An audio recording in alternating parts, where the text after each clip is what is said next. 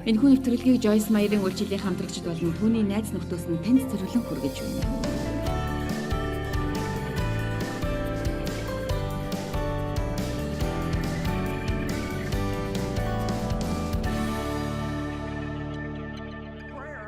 Залбирал бол бидэнд байгаа хамгийн эрхэм боломж юм. Залбирал бол зүгээр нэг үүрэг хүлээх ёстой ажил биш бөгөөд бидний эцсийн найдвар биш юм. Тийм ээ. Би хийх ёстой бүхнээ хийлээ. Одоо чадах юм залбирлал үлдлээ дээ гэж хэлэх биш. Залбирал бол бидний хамгийн ихэнд нь хийх ёстой зүйл юм. Гэхдээ та залбирлын хүч чадал дотор итгэлтэй, зоригтой байх ёстой бөгөөд Бурхан таныг сонсно гэдэгт итгэх ёстой юм. Та хэдийгээр нин даруй шийдвэрлэх арга замуудыг, гарцуудыг олж харахгүй байж болох ч Бурхан таны амьдралд ажиллаа хийсээр байгаа гэдэгт яг цагтаа та өөрчлөлтийг харах болно гэдэгтээ итгэлтэй байх хэрэгтэй. Бидний олонх нь ямар арга замаар залбирах нь сайн бэ гэсэн эргцүүлэн бодол болдог шүү дээ. Дагалдагч нарын хувьд ч гэсэн ийм асуултыг тавьж байсан бөгөөд тэд Лух номын 11-р бүлэг дээр эзэн бидэнд хэрхэн залбирахыг зааж өгөөч гэж хэлсэн байдаг. Тэгээд Иесус та нараа залбирахдаа ийхүү залбир гэж хэлсэн байдаг. Тэнгэрт байгаа бидний эцэг минь таны нэр ариунаар дуурсгагддаг. Таны хаанчлал тэнгэрт шигээ газарт биелэх болтугай. Өдөр бүрийн минь талхыг энэ өдөр бидэнд өгөөч. Бид өртөнгүүдээ уучлсны адил бидний өрийг мөн уучлаач. Биднийг сорилтонд битгий оруулаач. Бузар муугаас гэтлгээч. Хаанчлал, хүч чадал, алдар, сүр үүрт таних. Тэгэхээр энэ бол ердөө 30 секунд болдог. Энэхүү залбирлаар бүхий л урсгал чиглэлийнхэн бүгд залбирцгаадаг. Энэ залбирлыг мэддэггүй хүмүүс энд байж болох юм. Би 40 жилийн турш үгийг зааж явах хугацаанд эзний залбирлыг би ерөөсөө зааж байгаагүй. Би өглөө алхаж явахдаа залбирдаг. Яагаад гэдгээр би мэддэггүй. Харин би алхаж явахдаа маш гайхалтай, сайхан, тасалгаатай бүтээлч санаануудыг олж авдаг. Хэдэн 7 хоногийн өмнө би эзний заасан залбирлаар залбирч байхад энэ нь ямар хүчтэй залбирал болохыг надад харуулж өгсөн юм. Би энэ залбирлыг заах хэрэгтэй гэдгээ маш хүчтэй мэдэрсэн. Өнөө өглөө би номлолыг сонссны дараа та бүхэнд эзний залбирал гэж нэрлэдэг энэ залбирлаар бид дахиад хизээч залбирахгүй байгаа гэж би бодож байна. Энэ нь яг одоо байж болохоос илүү агуу ямар нэгэн зүйл гэсэн үг биш шүү. Тэгэхээр бүгдээрээ хамтдаа залбирцгаах уу? Та нар бэлэн үү? За, тэнгэрт байгаа бидний эцэг минь таны нэр ариунаар дуусгагддаг. Таны хаанчлал тэнгэрт шигээ газарт биелэх болтугай. Өдөр бүрийн маань талхыг бидэнд өгөөч. Бид өртөнгүүдээ уучлсны адил бидний үрийг уучлаач. Биднийг муу сорилтонд битгий оруулаач. Бузар муугаас гэтлгээч. Учир нь хаанчлал, хүч чадал, алдар сүр үүрт таних. Амен. Одоо тэдэнд байгаа, тэнгэрт байгаа бидний эцэг минь хэрвээ би энэ дээр ажиллаагүй бол би энэ залбирлыг эхний өгүүлбэрийг шөнийн турш ярих хэрэг гарна. Бидний эцэг минь. Бурхан бол бидний аав, бидний эцэг. Энэ бол аавны эцгүй байгаа, аавгүй байгаа, эсвэл муу аавтай хүмүүсийн хувьд бол онцгой сайхан мэдээ юм. Үннийг хэлэхэд надтай адилхан, бас та нарын байсантай адилхан нөхцөл байдалд байсан. Өсөж байхад чинь хин нэгэн зүй бусаар харьцаж байсан. Эсвэл хайрлуулж байгаагүй. Хин нэгэн тань руу үргэлж хашгирч, дайрч давшилж байсан. Магадгүй шудраг бусаар шийтгэгдэж, зодуулж байсан. Эсвэл надтай адилхан бэлгийн хүчирхийлэлд автаж байсан байж болох юм. Харин надад байсан шиг аавтай байснаас аавгүй байсан дээр байх байсан. Тиймээс хайр дүүрэн махан биеийн аавын талаар надад ямар нэгэн ойлголт байхгүй байсан. Харин та сайн аавтай байсан бол тэрэнд талархах хэрэгтэй. Бас хэр зэрэг үнэлж хүндэлдэг, бас таныг өсгөж хүмүүжүүлсэнд нь талархаж байгаагаа хэлэх хэрэгтэй. Учир нь бид бүгдийн амьдралд ийм боломж байгаагүй шүү. Энэ дэлхий дээр бидний алдаж болох ямар нэгэн зүйл бүх зүйл байхыг л Бурхан хүсдэг. Тэгэхээр бид бүгдийн амьдралд ийм зүйл боломж байгаагүй шүү дээ. Библийн дуулал 27-гийн 10 дээр миний эцэг их намайг орхисон, харин эзэн минь намайг өөрийн хүүхэд болгон үрчилж авсан. Тэгэхээр юу гэж? Та нар бүгдээрээ хайрлуулагч аавтай. Миний аав надад хайртай. Ингэж та нар чангаар хашгирч чадах уу? Миний аав надад хайртай. Миний аав надад хайртай. Амен. Бурхан аав гэж Библиэлд 63 ишлэл бичигдсэн байдаг. Бид тэдгээрийн цөөхөн хэдийг харах болно. 1-р Коринт 8:6 Шинэ Америк хувилбар дээр бидний хувьд ганцхан Бурхан эцэг байна. Бүх юм тэрнээс гарсан бөгөөд бид тэрний төлөө юм гэж хэлсэн юм. Бид тэрний төлөө байгаа юм гэж хэлсэнд би маш их дуртай.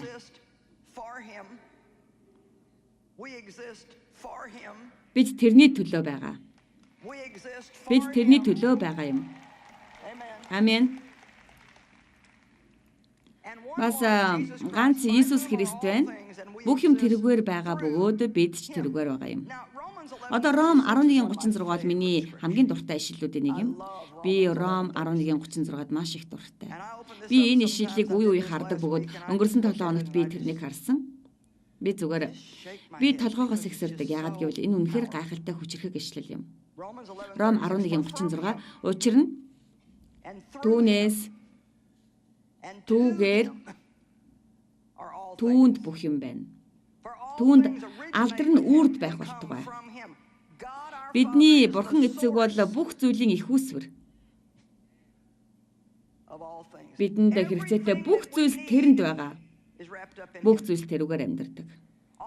Амьд байгаа бүх зүйлд Бурхан ам өгсөн учраас л тэд амьдарч байгаа юм. Бүх зүйл тэрний дотор төвлөрч, тэрүүгээр амьдарч, тэрний дотор уусдаг. Тэрэнд алдар нь үрд байх болтугай. Амен. Тэгэхээр энэхүү сургаал өнөө орой арай илүү сүнслэг байж болох юм. Гэхдээ энэ сургаалыг илүү дадлаг болох юм шүү. Учир нь хэрвээ та Бурхан гэж хинбэ гэдгийг мэддэг бол тэр үргэлж таны төлөө байдаг. Тэр хизээч таны эсрэг байхгүй. Тэр танд хайртай гэдгийг, танд хэрэгтэй байгаа бүх зүйлийн их үүсвэр нь тэр гэдгийг мэддэг бол амьдрал тань ямар сайхан, сэтгэл тань хангалуун байх вэ? Танд хайртай Бурхан аав байна. Өөрийнхөө хүүхдүүдэд тэрний арга зам нь үнэхээр сайн. Тэрнээс тэрүүгээр тэрэнд бүх зүйл байна. Өөрөөр хэлбэл бүх зүйл тэрний тухай гэсэн үг биш гэж үү? Юу гэхээр бид асуудалд орох юм бол бидний асуудал, миний асуудал тэрнийх болно. Амен. Исаи 64:8 дээр Шинэ Америк хувилбар дээр "Өө эзэн, та бол бидний эцэг билээ. Бид шавар, та бол бидний ваарчин" гэж хэлсэн байдаг.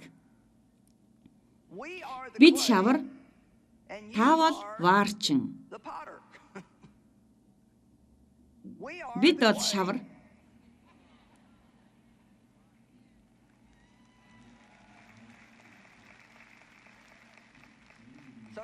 Тиймээс Бурхан та биднийг аваад юу хүснээ үлдээч. Энэ бол үнэхээр бидний хийх ажил биш ээ. Бид таныг удирдах чадахгүй. Бид бүгдээрээ таны мутрын бүтээл. Би танарт хэлье. Өнөө орой өөрийнхөө талаар та нар буруу зүйл бодож байгаа хинч бэ? Би та нарыг нээж өгч байна. Дуулал 139-д бичигдсэн. Та эхийн минь хэвлээд намайг бүрдүүлжээ. Би аимшигтай болоод гайхамшигтайгаар биднийг нууц дотор бүрдүүлжээ гэсэн үгээр таныг дүүргэмээр байна. Та тэр өөрийнхөө бүтээсэн бүхнийг хараад сайн болжээ гэж хэлсэн. Сайн болжээ. Таныг сайн бишээ гэж хэлхийг хэн нэгэнд битгий зөвшөөр. Санамсаргүй тэд таныг хүсээгүй гэж хэлхийг битгий зөвшөөр. Хэдийгээр таны эцэг их таныг төлөвлөөгүй байсан ч Бурхан таныг төлөвлөсөн юм шүү. Танд зориулсан төлөвлөгөө тэрэнд байгаа, зорилго байгаа. Тэр таны аав. Таны талд байдаг томоос том хэн нэгэн байна. Юу гэхээр бидний хүү Даниэл гадаа тоглож ирснийг би санаж байна. Тэгэхээр юу гэж? Тэрний аав нэлээд том хүн. Бас нэлээд их булчинтай 6-4 ярцаатай. Тэгэхээр хөршийн хүүхдэд Дани дээрлэхүүлчгээд гэрийнхээ гадаа ааваа гэж дуудахад тэр гараад ирнэ. Ийм зүйл хит хит удаа болж исэн бөгөөд хүүгээ үүдэн дээр нулимстэй зогсож байгаа бол хин нэг нь тэрний гомдоос эсхийг харж байгаа нь яг Дэвтэй адилхан байсан юм. Тэгэхээр би танарт хэлье.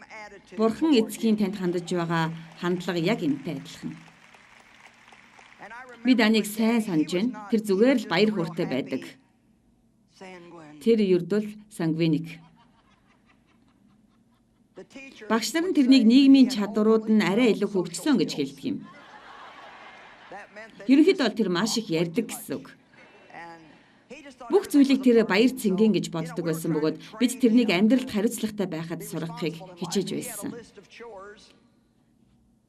Тэр хийх ажлын жигсаалт гаргаад хаалган дээр өлөгчгөн. Ажлаа хийсэн бол хийсэн гэж тэмдэглэнэ. Тэгээд тэр хангалттай их ажил хийсэн гэдгээ тэмдэглэсэн бол тэр од авна.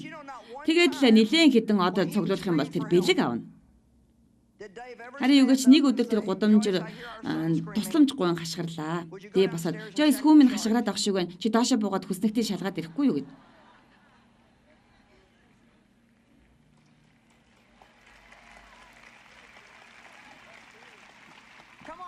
За альва та нарт ямар нэгэн тусламж хэрэгтэй бол таны аав, таны эцэг, таны аав танд туслах шийдвэрээс өмнө хизээ таны хийх ажлын жагсаалт руу харж тэнд ажлууд хийгдсэн эсхийг шалгахгүй. Тэр бол таны аав. Тэр танд хайртай. Энэ бол тэрвэрлэлтэй адилхан. Та нарын хідэн сайхан өдөн хүнжилт дуртай бай. Энэ залбирал надад яг л тиймэрхүү сайхан сэтгэл төрүүлдэг. Нэг тийм. Алгаж байна уу? Яг үнийг хэлэхэд хүчирхийллийн улмаас би амьдралдаа нэг ч удаа аавынхаа алган дээрх амар тайван тухтай байдлыг сандгүй юм. Надад алдсан маш олон зүйл байдаг. Та нар ч гэсэн алдсан байх. Тэрч байтугай бид нар бүр огт мэдэхгүй зүйлс ч байдаг. Учир нь энэ талаар бид ямар ч ойлголт байхгүй шүү дээ. Харин би танарт нэг зүйлийг хэлье. Бурхан танарт 2 дахин төлбөр нөхөн төлбөр 2 дахин их шагналыг таны алдсан зүйлийн төлөө өгөх болно. Тэрнтэй ойр дотн харилцаатай байхын төлөө тэр биднийг өрссөн юм. Иремья 3:19 дээр тэгэхэд би энэ бол Иремьягаар дамжуулан Бурхан ярьж байна. Би та нарыг өөрийн хүүхдүүдийн дунд байлган үндэстнүүдийн хамгийн үзэсгэлэнтэй өв болох тааламжит нутгийг та нарт хэрхэн өгөх вүлээ? Би чи миний эцэг гэж дуудаж намайг дагахгүй эргэж боцохгүй гэж айлдав. 2 дугаар Коринт 6:18 та нарын эцэг чинь болно. Та нар ч миний хөвгүүд охид болно гэж төгс хүчит эзэн айлддаг. Сүүлчийнх нь ишлэл Ром 8:15 дахин айдастай хүргэх боолчлын сүнсийг та нар хүлээж аваагүй. Харин үрчлэлийн сүнсийг авсан билээ. Түүгээр бид аав, эцэг минь гэж дууддаг. Абба буюу аав гэдэг нь армեն үг бөгөөд англи хэлний аав гэдэг үгнээс илүү ойр дотноор хэлж байгаа юм. Абба аав. Бурхан эцэг. Амен. Тэгэхээр аав юу хийдэг вэ? Тийм ээ, тэд хангадаг, тижээдэг, сургадаг, тайвшруулдаг, урамшуулдаг, бас засаж залруулдаг. Гэхдээ тэрний хийж байгаа эдгээр зүйлсүүд нь тэрний хийдэг бүхий л зүйлс нь таны төлөө байдаг. Чи энийг хараахан авах болоогүй. Гэхдээ би чамд сайныг бэлдэж байгаа гэж эцэг их нь хэлэхэд хүүхдийн хувьд хэцүү байдаг. Тэрж байтугай таныг шийтгэх эсвэл таны хүсэж байгаа зүйлийг танаас авах үедээ ч тэд би чиний төлөө энийг хийж байна гэдэг. Бурхан бас адилхан. Заримдаа тэр бидний хийхийг хүссэн зүйлсийг хийлгэдэггүй. Энэ бол бидний сайнны төлөө. Бид энд итгэх хэрэгтэй. Хүүхдүүд маань бидэнд итгэхийг хүсдэгтэй адил Бурхан бидний сайнны төлөө гэдэгт итгэх хэрэгтэй. Өнөөдөр хэн итгэж байна? Хэдэн хүн итгэж байгааг би мэдэхгүй л дээ. Хэрвээ та энэ танхимд сууж байгаа бол эсвэл зурагтаар үзэж байгаа бол би танарт нэг зүйлийг хэлмээр байна. Бурхан бол таны эцэг, таны аав гэдгийг өнөө орой ойлгож мэдэх нь зарим хүмүүсийн амьдралыг бүтнээр нь эргүүлж зөв байранд нь оруулах болно шүү.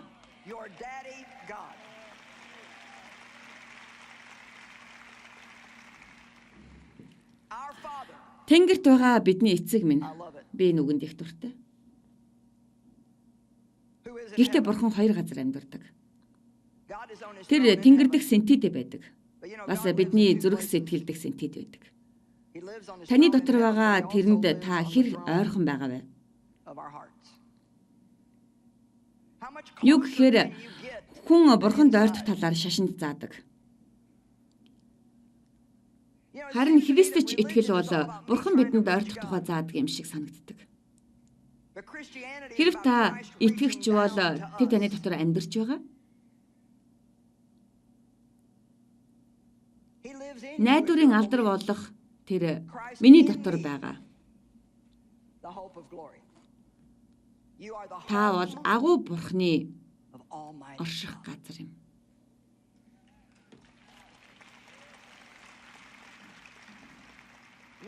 Бид бол тэрний орших газар. Библийн 1-р Коринт 3:16 дээр бид бол Бурханы сүм гэж хэлсэн байдаг. Өнөөдөр орой та нар гэртээ арихдаа Иесусыг аваад харих болно. Учир нь тэр би та нарыг хизээж хаяхгүй, хизээж орхихгүй гэж хэлсэн байдаг.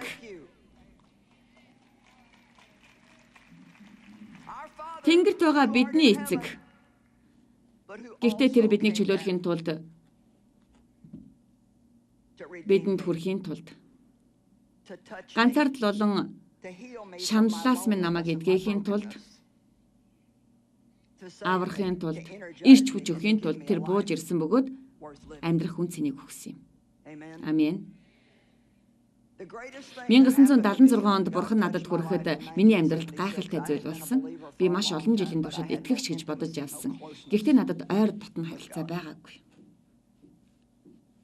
Бурхантай ойрхон байгаагүй.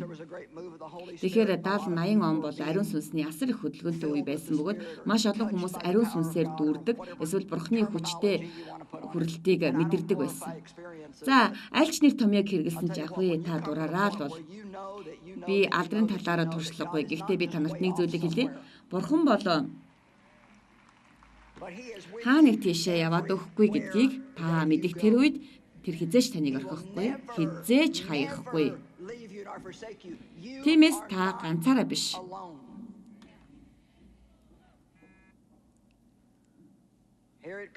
За тэгэхээр таны нэр ариунаар дуурсгагдаг.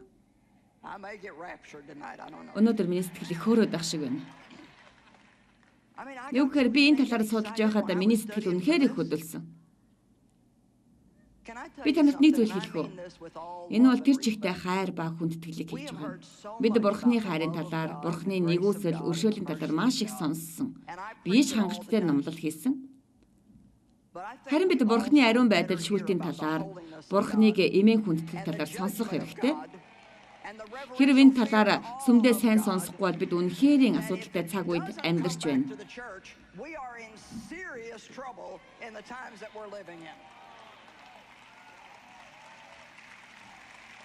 Амен. Тиймээ Бурхан танд хайртай. Тэр бидэнд хайртай учраас бид шилдэг илүү амьдралаар амьдарч чаддаг. Бидэнд зүгээр нэг залбирахад хэлэгддэг сонин хэл яриа өвөгдсөн юм биш. Бидэнд ариун сүнсний хүч чадал байгаа. Бурханыг алдаршуулахын тулд гмийг ялан дийлэх хүчийг ариун сүнс бидэнд өгдөг юм. Энэ үг бол зөвхөн хулчгруудад зориулсан үг биш гэдгийг би энд өнөөдөр хэлэх ёстой. Энэ бол бид Бурханы ариун байдлыг, Бурхан бол ариун нэгэн гэдгийг таньж мэдэх үед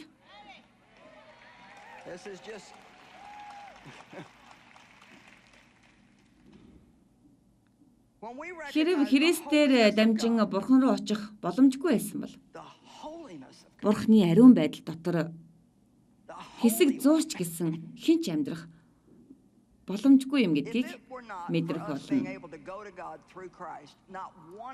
Бид Бурханы ариун байдлыг ухаарах юм бол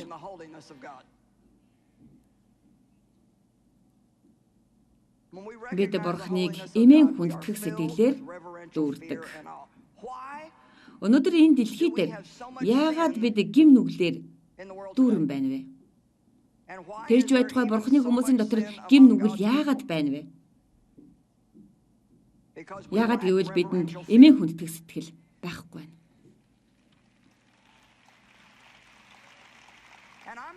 Бурханаас айх талаар ямар нэгэн зөвлөгөө өгч байгаа юм биш шүү. Бурхан намайг гомдоод шархлуулахгүй гэж би айдаггүй. Тэр бол миний аав, тэр надад хайртай гэдгийг би мэднэ.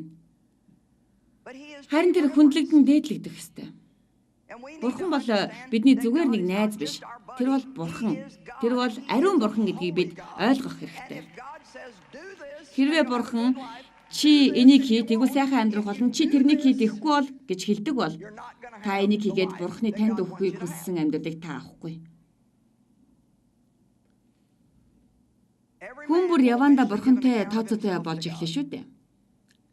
Хүн бүр бидний хүн нэг бүр Бурханы өмнө зогсоод өөрсдийнхөө тооцоог Бурханд өгөх болно. Энэ бол аимшигтай этгээд номлол биш. Өнөө өглөөхийн би танарт хэлсэн Бурхан танд хайртай гэж би оройхон бас хэлж байна. Тэрний өршөөл өдөр бүр шинэ, Бурханы нэгүсэл өдөр бүр бидэнд боломжтой. Гэхдээ Бурхан бол бизнес биш. Бидэнд тууштай байх цаг нь ирсэн гэж би бодож байна. Бид Бурханд үйлчлэх талаараа илүү их нухацтай байх цаг ирсэн гэж би бодож байна. Бид өнөөдөр энэ дэлхийд амьд байгуул зоригтой байх ёстой. Бусдаас ивэл авахыг хүлээж энэ дэлхийн хүмүүс үхэж там руу явж байхыг харцсан хооронд биднийг ямар нэгэн зүйл хийгээсэй гэж Бурхан хүсэж байгаа.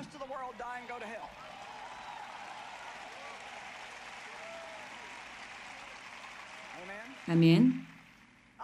Би дараагийн удаа сонирхолтой зүйлийг хэлж өгнө. Аз жаргалаа нэмэгдүүлэх арга бол өөрийгөө бусдад зориулах юм.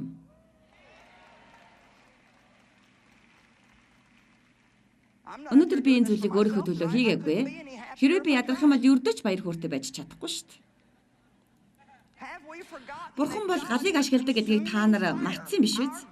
Бурхан, бидний Бурхан бол галыг ашигладаг. Галан баптизм. Бид галан баптизмын талаар илүү их сурах хэрэгтэй. Йохан, миний дараа ирэгч нэг нь гал ба сүнсээр баптизм хүртэнэ гэж хэлсэн.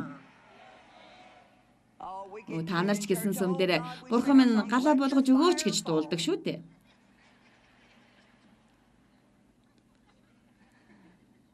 Бидний амьдрал дээр Бурханы гал буух юм бол юу болдгийг би та нарт хэлж өгье. Яагад гэвэл энэ зүйл миний амьдралд болсон юм. Тэрний дүр төрх, тэрний бүтээсэнтэй үл нийцэх бүхий л зүйлийг тэр шатаадаг. Үлдсэн зүйлийн тэр өөрийнхөө алдрын төлөө галаар шалгадаг. Та нар сонсож байна уу? Та нар хэлээ, та нар бүтэн сайнд сүмийн хашаанд байна уу? Нэгд өдөр энэ дэлхийн хашаанд байна уу? Аль тал байгааг би мэдэхгүй. Харин би хүмүүсийг энэ дэлхийн хашаанаас гаргах сайн мэдээний ажлыг хийдэг. Тийм ээ. Залбирал бол гайхамшигтай боломж. Ямар ч нөхцөл байдалд байсан залбирал бол сүүлчийн арга биш. Харин нэн тэргүүний хийх ёстой ажил байх ёстой юм.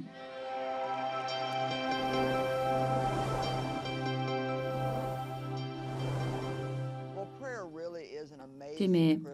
Залбирал бол гайхамшигтай боломж юм. Ямар ч нөхцөл байдалд байсан залбирал бол сүүлчийн арга биш, харин нэн тэргүүнд хийх ажил байх ёстой. Бурхан бидний залбирлыг сонсдог гэдэгт бид итгэх хэрэгтэй. Яагад гэвэл тэр бидний эцэг. Хэдийгээр бид ямар нэгэн зүйлийг харж мэдэхгүй байгаа ч гэсэн бидний амьдралд ажиллаа хийдэг гэдэгт бид итгэх хэрэгтэй.